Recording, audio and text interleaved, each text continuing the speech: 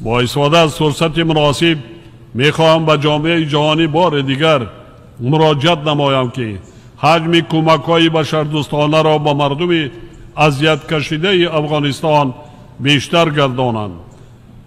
در این راستا ما آماده همکاری‌های بی‌بهره با شریکان بین المللی و دیگر جانب‌های منفعت‌دار است.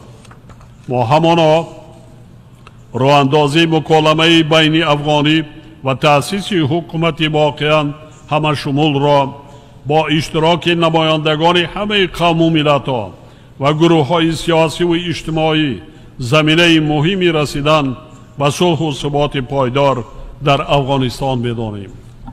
آن هم باعث نگرانی است که در 2 سال آخر قاچاق مواد مخدر از قلمرو افغانستان به مراتب افزایش یافته است. در این دوره مقامات صلاحیت‌دار تاجیکستان در مرز با این کشور بیش از 10 تن مواد مخدر را مصادره کردند که نظر به سالهای پیش چندین مراتب زیاد است.